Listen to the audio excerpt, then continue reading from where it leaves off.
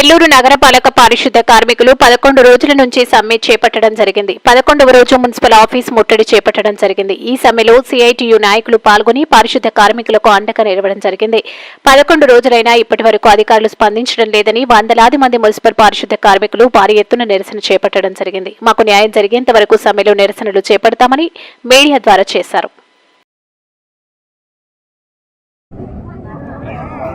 Municipal కార్మికుల సమ్మె దాదాపు 10-12 రోజులుగా జరుగుతూ ఉంది. ముఖ్యంగా ఇంజనీరింగ్ కార్మికులు సమ్మెకి పిలిపించారు. కనీస వేతనం ఇవ్వాలని చెప్పారు. సుప్రీంకోర్టు కనీస వేతనం 26,000 రూపాయలు ఇవ్వాలని జడ్జిమెంట్ చెప్పి 4 సంవత్సరాలు అయింది. అట్లాగే పార్లమెంటు సిఫారసు చేసినటువంటి కమిటీ కూడా ఈ అధిక ధరల వల్ల కరోనా వచ్చిన తర్వాత ధరలన్నీ కూడా 3 పెరిగాయి.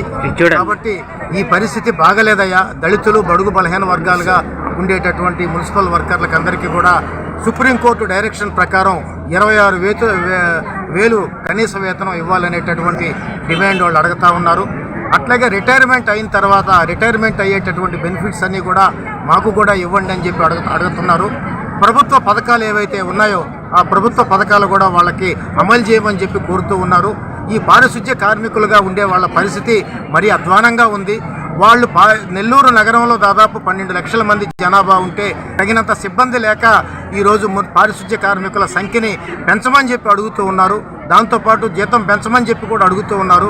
మరి వాళ్ళ పొట్టగొట్టేదానికి ఈరోజు మిడిల్ మ్యాన్ కాంట్రాక్టర్ అని ఒక ఆయన్ని తీసుకొచ్చి పెట్టాలనేటటువంటి ఒక దుర్మార్గమైనటువంటి ఆలోచన ఈ కూటమి ప్రభుత్వం నెల్లూరు ఒక పైలట్ ప్రాజెక్టుగా ఇక్కడ శ్రీకారం చుట్టారు. అది తప్పని చెప్పి మేము చెప్తా ఉన్నాం. సాఫీగా జరిగిపోయేటటువంటి ఈ ప్రక్రియలో మధ్యలో కాంట్రాక్టర్ దేనికి? కాంట్రాక్టర్ వల్ల నష్టమా లాభమా అంటే మనకు చరిత్ర ఏం చెప్తా ఉంది?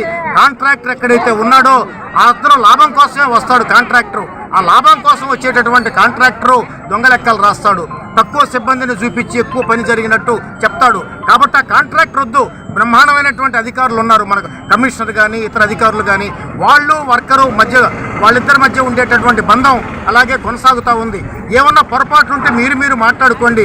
మధ్యలో కాంట్రాక్టర్ చేతికి ఇది ఇచ్చిన దానివల్ల ఎక్కువ నష్టం మున్సిపాలిటీకి వచ్చేటటువంటి అవకాశం ఉంది. కాబట్టి ఈ పద్ధతికి మేము వ్యతిరేకం అని చెప్పి చెప్తూ ఉన్నాం. దాన్ని పెడచెవిన పెట్టారు, ఇంతవరకు పరిష్కారం చేయలేదు. కాబట్టి అనివార్యంగా నెల్లూరులో ఉండేటటువంటి పారిశుధ్య కార్మికులు ఈ సమ్మెకి దిగారు.